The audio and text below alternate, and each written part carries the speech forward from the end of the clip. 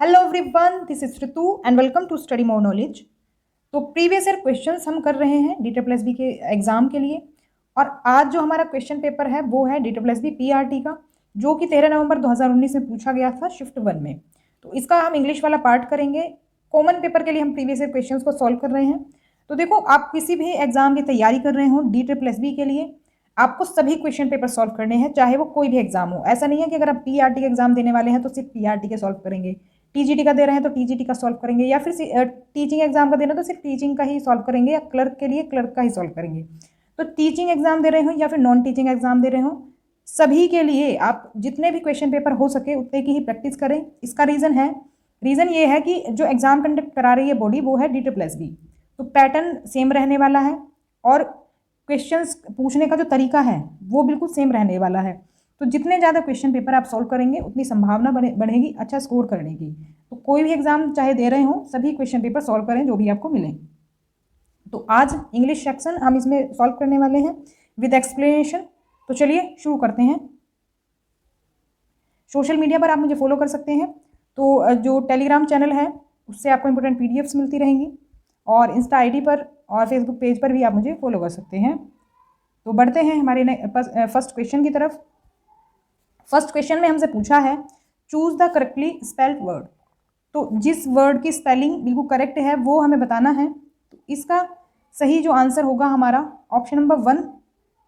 तो इसका जो सही आंसर है वो है लिएजन, जो है फर्स्ट ऑप्शन में, ये बिल्कुल सही हमारा आंसर है। तो इसको कुछ इस तरह से लिखते हैं, तो स्पेलिंग ध्यान रखेंगे, इसमें कन्फ्यूजन हो सकता है आपको।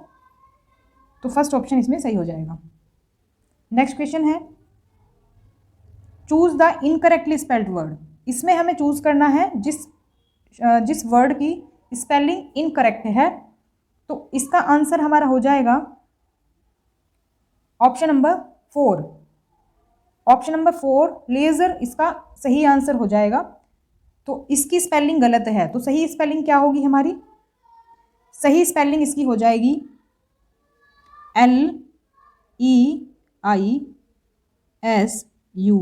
LEISURE।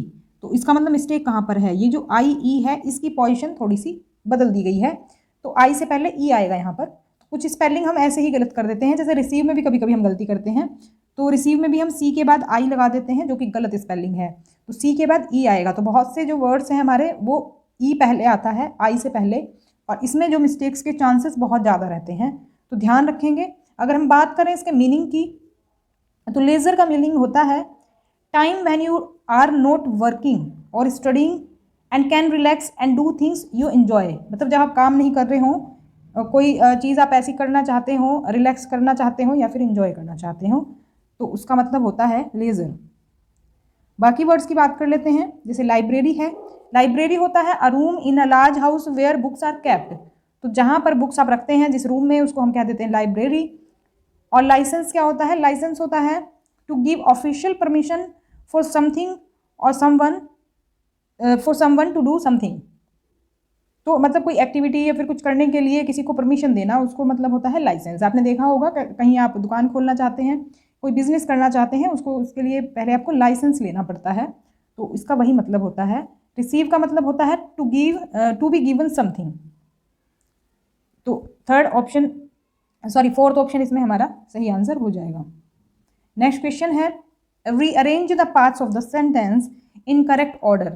तो ऑर्डर करेक्ट करने के लिए भी आपके 1-2 क्वेश्चन आपको मिलते हैं इंग्लिश के सेक्शन में।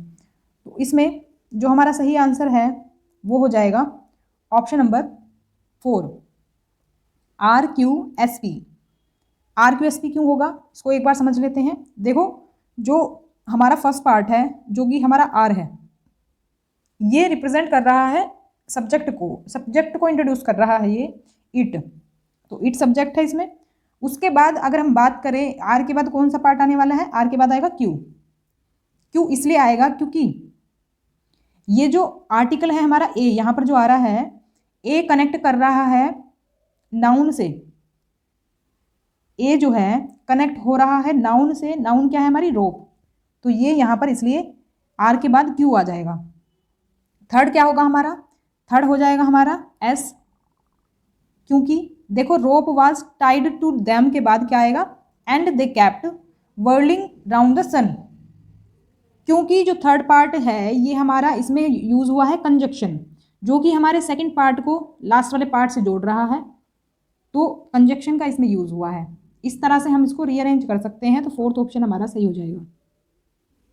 नेक्स्ट क्वेश्चन देख लेते हैं। इसमें हमें बताना है चूज द करेक्ट ऑल्टरनेटिव, यानी कि जो फिल इन द ब्लैंक है उसमें हमें एक करेक्ट वर्ड को चुनना है। अब वैसे तो ये सेंटेंस बहुत इजी है, अगर आपको बेसिक टेंस की नॉलेज होगी तो आप इसको कर पाएंगे।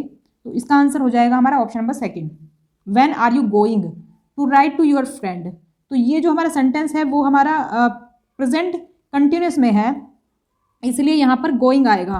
तो प्रेजेंट कंटिन्यूस का जो रूल है वो क्या होता है, it is use to talk about an action that is happening just now और फॉर फ्यूचर प्लान्स और अरेंजमेंट्स।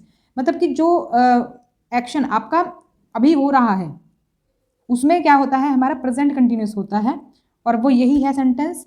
इसका जो हमारा रूल होता है, स्ट्रक्चर जो होता है सेंटेंस फॉर्मेशन का, वो क्या होता है, सबसे पहले तो आपका आता है सब्जेक्ट, सब्जेक्ट प्लस आपकी हेल्पिंग वर्ब आती है। हेल्पिंग वर्ब होती हैं आपकी इज, एम, आर। सब्जेक्ट के अकॉर्डिंग ये यूज होती है हमारी इज, एम, आर।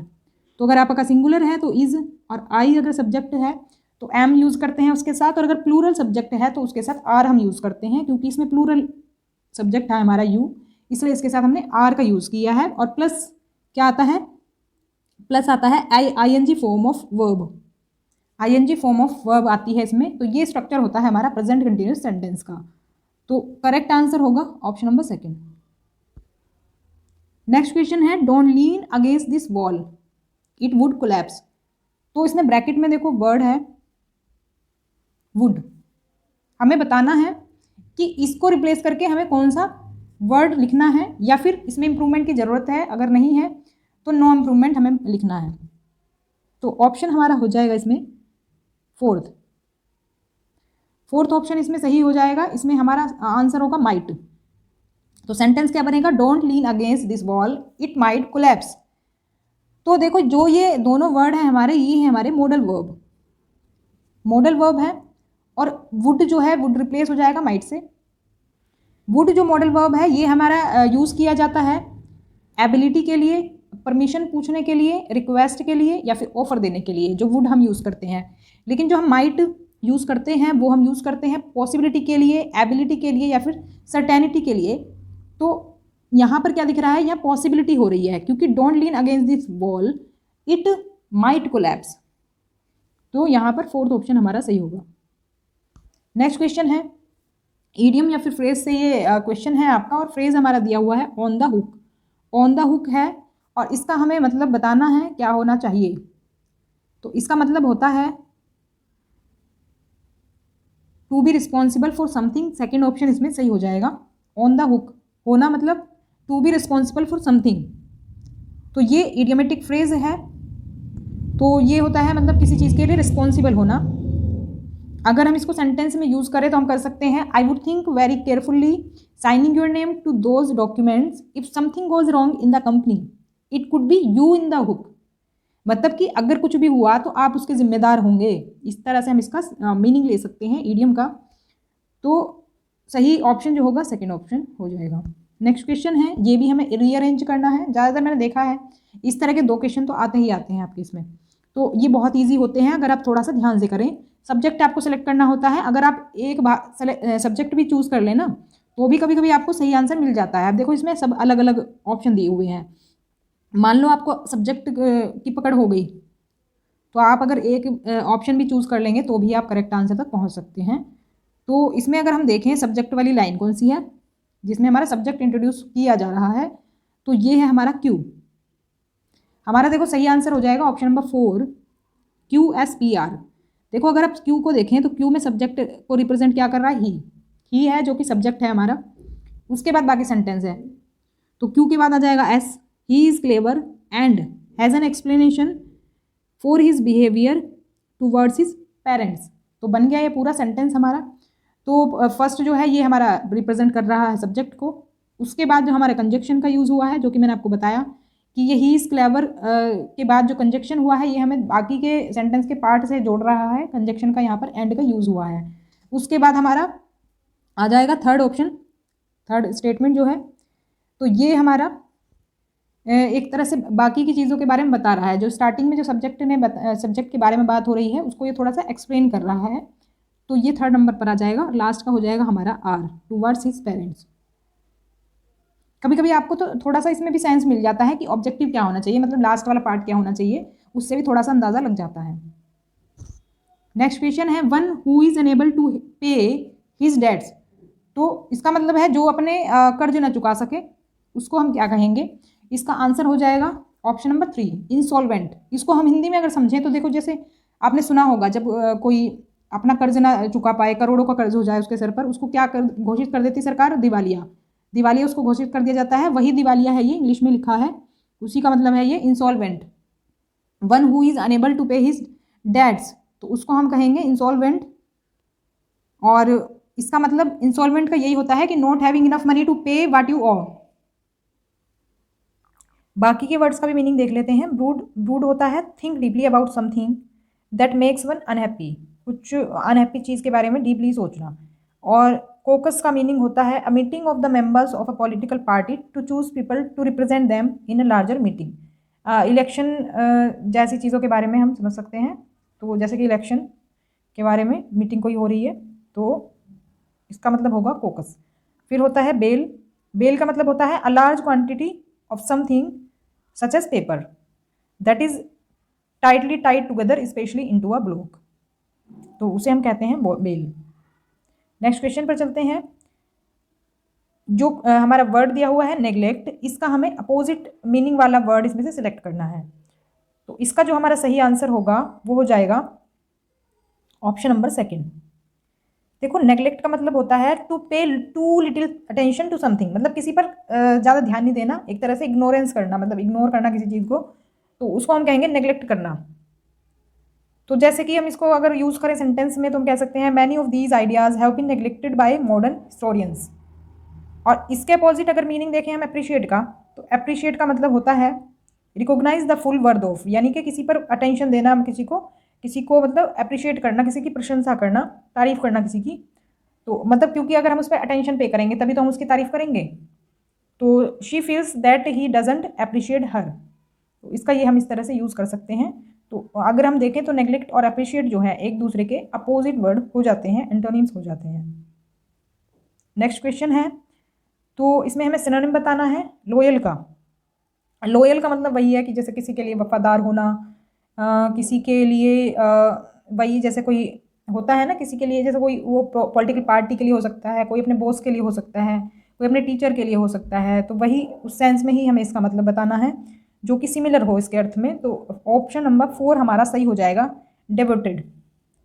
तो डिवोटेड जो है ये हमारा सही आंसर होगा इसमें, फोर्थ ऑप्शन।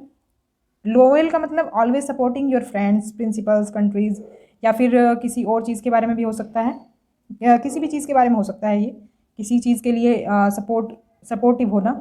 डिवोटेड का मतलब भी कुछ इस तरह का ही होता है, स्ट्रॉन्गली सपोर्टिंग समवन और समथिंग। और अगर बाकी शब्दों की बात करें, बाकी वर्ड्स की बात करें, तो बैन का मतलब होता है तो an official order that prevent something from being used और डन। तो जैसे कि किसी चीज़ को हम ऑफिशियल ऑर्डर दे देते हैं बंद करने के लिए, जैसे क्रिकेटर्स होते हैं और उन पर मतलब ये टेस्ट वगैरह होते हैं उनके, तो उनको बैन कर दिया जाता है अगर कोई टेस्ट में फेल हो जाता है, तो उस तरह से ही होता है इसका मतलब। फिर है परमिट, तो परमिट का मतलब है to allow something to happen especially by an official decision, rule और लॉ। मतलब ये ऑफिशियल ही हैं दोनों चीज़ें, ऑफिशियल तौर पर ये बैन हो जाता है किसी चीज़ को करने से रोकना, और ये हो जाता है अलाउ करना किसी चीज़ को करने के लिए। और टैबू होता है not accepted as socially correct, तो सोसाइटी से संबंधित है ये टैबू। तो फोर्थ ऑप्शन इसमें हमारा सही हो जाएगा। नेक्स्ट क्वेश्चन है, इसमें सेंटेंस के पार्ट्स दिए हुए हैं, इसमें हमें बताना है कोई एरर है अगर तो किसमें है, और नहीं है तो वो भी बताना है। तो इसका जो हमारा सही आंसर होगा वो हो जाएगा ऑप्शन नंबर 1।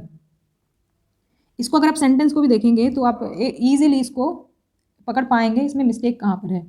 तो पीपल ऑलवेज एडमायर्स अ करेजियस पर्सन, इसमें गलती कहाँ है, एडमायर्स में है, क्योंकि पीपल यहाँ पर यूज़ हुआ है। ये वर्ब ये जो नाउन है हमारी प्लूरल है, और प्लूरल जो नाउन है उसके साथ प्लूरल ही वर्ब हम यूज़ करते हैं। प्लूरल वर्ब में एस या ईएस नहीं लगा होता है जो कि एडमायर्स में लगा हुआ है। तो इसमें आएगा सिंपली पीपल ऑलवेज एडमायर अ करेजियस पर्सन, तो ये हमारा सिंपल हो जाएगा। तो ये सब्जेक्ट वर्ब एग्रीमेंट के अकॉर्डिंग, ये जो हमारी वर्ब है, जो हमारा सिंगुलर नाउन है उसके साथ सिंगुलर वर्ब होनी चाहिए, जो हमारा प्लूरल नाउन है उसके साथ प्लूरल वर्ब होनी चाहिए। तो ये होता है subject verb agreement. Next question है, she kept us all at suspense regarding her future plans. तो यहाँ पर ब्रैकेट में दिया हुआ है एट, इसके बदले हमें बताना है कि क्या प्रिपोजिशन का यूज़ होगा या फिर यही यूज़ होगा। तो ये हमें बताना है। इसमें सही आंसर इसमें हो जाएगा option number second. So the preposition at needs to be replace with in. तो इसमें जो प्रिपोजिशन है हमारी इन यूज़ होगी। तो ये जो है यहाँ पर एट का यूज़ इररेलेवेंट है, जो कि होना चाहिए इन, क्योंकि ये हमारा एक फ्रेज होता है keep one in suspense. Keep one in suspense, अब क्योंकि ये देखो सेंटेंस के अकॉर्डिंग यहाँ पर फॉर्म चेंज हो गई है, लेकिन जो फ्रेज है ये पूरा यहाँ से यहाँ तक ये पूरा फ्रेज है कीप वन इन सस्पेंस, ये एक फ्रेज है, उसके अकॉर्डिंग यहाँ पर एट नहीं इन होना चाहिए। तो जो ये सेंटेंस में जो एरर दिए होते हैं ना, ये अक्सर ऐसे ही होते हैं, ये फ्रेजेस से ही लिए जाते हैं। तो ऑप्शन सेकंड इसमें सही हो जाएगा। नेक्स्ट क्वेश्चन है, this is the bicycle dash chain is broken. इसमें फिल इन द ब्लैंक में बताना है एप्रोप्रिएट वर्ड क्या होगा। तो इसका आंसर हमारा हो जाएगा option number second. This is the bicycle whose chain is broken. Whose जो है हमारी रिलेटिव प्रोनाउन है, तो which is use to introduce a relative clause. तो रिलेटिव क्लाउज को इंट्रोड्यूस करने के लिए यहाँ पर हम क्या यूज करेंगे, रिलेटिव प्रोनाउन का, जो कि है हमारी हुज। तो सेकंड ऑप्शन यहाँ पर सही हो जाएगा। नेक्स्ट क्वेश्चन में हमसे पूछा है इडियमेटिक फ्रेज के बारे में, जो कि है लॉयंस शेयर। इसका हमें मीनिंग बताना है। इसका मीनिंग हो जाएगा option number second, a major share. Major का मतलब बहुत बड़ा होता है। तो जैसे कि आपको फ्रेज में दिख ही रहा है लॉयन शेयर। देखो जो फ्रेज या फिर इडियम सॉल्व करने का तरीका होता है, इनका मीनिंग कहीं ना हमें समझ में आना चाहिए। ये फ्रेज से ही आप समझ सकते हैं। देखो लॉयन क्या है, एक शक्तिशाली जानवर है और काफ़ी बड़ा जानवर है, तो उससे हमें समझना चाहिए कि अ मेजर शेयर जो ऑप्शन में है, इससे आप बिल्कुल कनेक्ट कर सकते हैं इसको। बहुत सारे फ्रेजेस ऐसे होते हैं जिनका मीनिंग इसमें ही छिपा होता है और इसके थ्रू आप करेक्ट आंसर तक पहुंच सकते हैं। तो सेकंड ऑप्शन इसमें सही हो जाएगा। तो इसका मतलब क्या होता है, which means the largest part of something. किसी का सबसे बड़ा पार्ट जो होता है उसको हम कहते हैं लॉयंस शेयर। अगर हम इसको सेंटेंस में यूज़ करें तो हम कह सकते हैं the Gupta family owns the lion's share of the country's farmland. एक तरह से हम जैसे किसी की कंपनी में ज़्यादा भागीदारी है हमारी शेयर में, उसको भी हम कह सकते हैं द लॉयंस शेयर। तो इसका इस तरह से हम आंसर देख सकते हैं, समझ सकते हैं। नेक्स्ट क्वेश्चन है, इसमें जो है सेंटेंस हमारा अलग अलग पार्ट्स में दिया हुआ है। The young soldier was brought before a king. इसमें हमें बताना है एरर है या नो एरर है। आंसर हो जाएगा हमारा third option, the young soldier was brought before the king. तो ये जो हमारा एरर है ये अ किंग में है, आ ना होकर के यहाँ पर द होना चाहिए। यहाँ पर हम यूज़ करेंगे डेफिनेट आर्टिकल का, द का किंग के साथ। तो द जो हमारा डेफिनेट आर्टिकल होता है और ए और एन हमारे इंडेफिनिट आर्टिकल्स होते हैं। तो ऑप्शन नंबर 3 जो है वो यहाँ पर सही हो जाएगा। अब हमारा आ जाता है पैसेज। तो देखो पैसेज जो है सॉल्व करना इसमें थोड़ा सा डिफिकल्ट रहता है, क्योंकि जो पैसेज है हमारा थोड़ा सा हमें लगता है बड़ा है। जो इंग्लिश के पैसेज होते हैं ज़्यादातर, ये कभी कभी बड़े भी आ जाते हैं ज़्यादा। तो इसमें देखो सॉल्व करना, वैसे मैंने पैसेज बताया हुआ है, आप मेरी वीडियोस देख सकते हैं प्रीवियस। तो उसमें मैंने वैसे तो हिंदी का करा रखा है, लेकिन वो हिंदी और इंग्लिश दोनों में ही काम करेगा जो ट्रिक्स हैं उसकी। इसमें हमें पैसेज को ना पढ़ करके पहले क्वेश्चन को पढ़ना होता है, और क्वेश्चन में भी थोड़ा सा कीवर्ड्स पर हम फोकस करते हैं। कीवर्ड्स क्या हैं इसमें, तो उनको ही हम पैसेज में ढूंढते हैं। What is the major reason for the high potential of e learning in supporting conventional teaching methods. इसका आंसर क्या होगा, इसका आंसर हो जाएगा option number 1, it is facilitated by ICT which young people understand. इसका जो आंसर है हमें स्टार्टिंग की लाइंस में ही मिल जाएगा। वैसे ज़्यादातर जो स्टार्टिंग के क्वेश्चन आपको स्टार्टिंग में मिल जाएंगे, कभी कभी होता है जो पीछे से पूछा जाता है।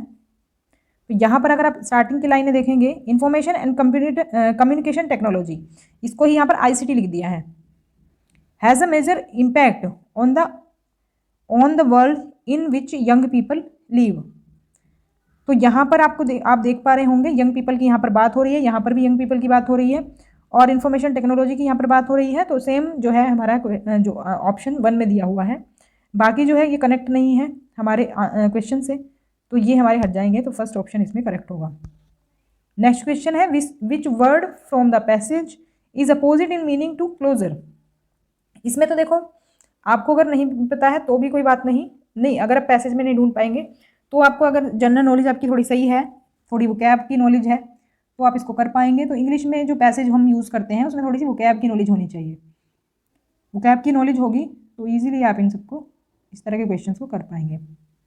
तो इसका सही आंसर हो जाएगा ऑप्शन नंबर 4, एनहेंसेस।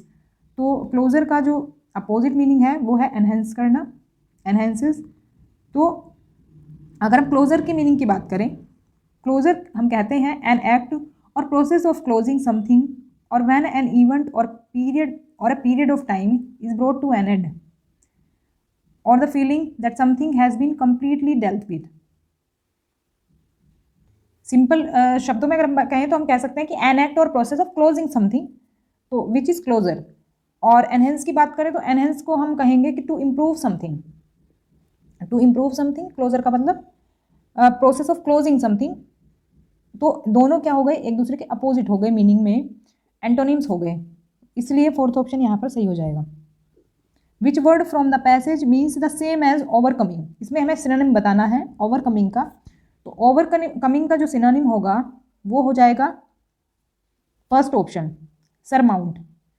तो ओवरकमिंग का मतलब होता है succeed in dealing with problem और डिफिकल्टी, और सरमाउंट का मतलब होता है to succeed in dealing with a problem और डिफिकल्टी। मतलब कि सिमिलर ही मीनिंग है दोनों का, तो दोनों को हम एक दूसरे के सिनोनिम्स कह सकते हैं। नेक्स्ट क्वेश्चन है what aspects of e learning should schools and colleges explore. तो इसको अगर हम देखें पैसेज में, देखो क्योंकि क्वेश्चन में बात की गई है स्कूल्स एंड कॉलेजेस की, स्कूल्स एंड कॉलेजेस की, तो यही हमारे कीवर्ड्स हैं, इन्हीं को हम देखेंगे इसमें।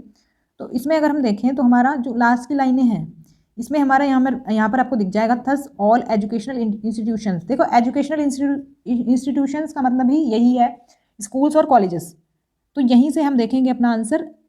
Thus all educational institutions should explore not only how ICT can develop supplement traditional ways of teaching but also how it can open up new and different ways of learning. तो यहाँ पर देखो हमारा ये जो आंसर है यहाँ पर ऑप्शन 4 में आपको मिल जाएगा, how it can give rise to alternative learning systems. यहाँ पर बात की जा रही है अल्टरनेटिव लर्निंग सिस्टम की, and how it can support traditional teaching method.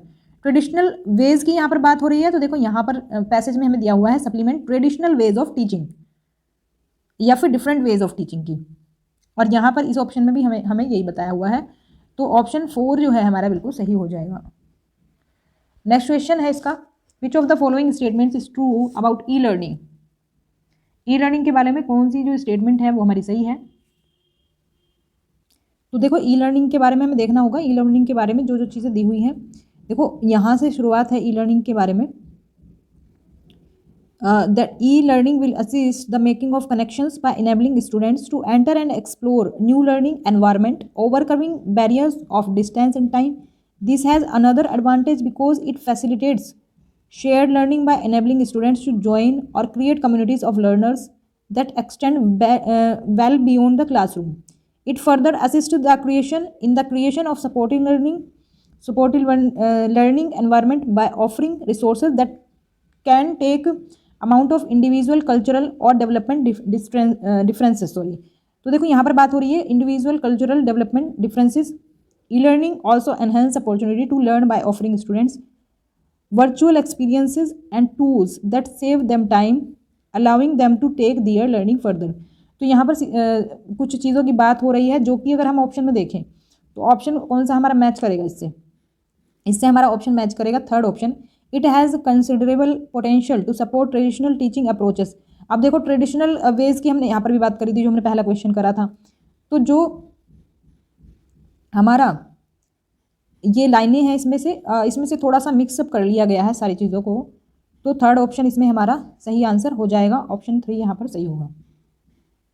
इसको आप एलिमिनेशन के थ्रू भी कर सकते थे, क्योंकि इसको समझने में आपको, क्योंकि एग्जैक्ट इसमें वर्ड्स नहीं दिए हुए हैं, तो इसको एलिमिनेशन के थ्रू कर सकते हैं। देखो इसमें ये बात नहीं की गई है, it takes care of person to person differences between students, तो यहाँ पर इसके बारे में कहीं बात नहीं हो रही है। It helps students contact other students in distant lands, तो इसके बारे में भी कहीं बात नहीं हो रही है। It gives more chances for students to learn as it saves their time, तो इसके बारे में भी वैसे तो यहाँ पर बात हो रही है, लेकिन यहाँ सेव टाइम करने की देखो बात हो रही है किसी और वे में। यहाँ पर बात हो रही है by offering students virtual experience and tools that save them time, ये प्रोवाइड कराती है वर्चुअल एक्सपीरियंस और tools that save them time.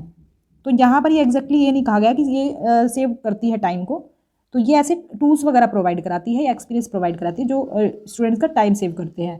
तो एलिमिनेशन करके हमारा जो सही आंसर होएगा वो हमारा थर्ड ऑप्शन ही एक्यूरेट आंसर होगा हमारा इसमें, तो ऑप्शन 3 सही हो जाएगा। तो ये थे हमारे 20 क्वेश्चंस DSB PRT के। वीडियो पसंद आई तो लाइक करें, शेयर करें और सब्सक्राइब कर लें चैनल को, जिससे कि आपको आगे के भी नोटिफिकेशंस मिलते रहें। वीडियो को ज़्यादा से ज़्यादा लोगों तक शेयर करें, जिससे और लोग भी इससे हेल्प ले सकें। तो मिलते हैं नेक्स्ट क्लास में, तब तक के लिए stay connected and keep watching study more knowledge. Thanks for watching.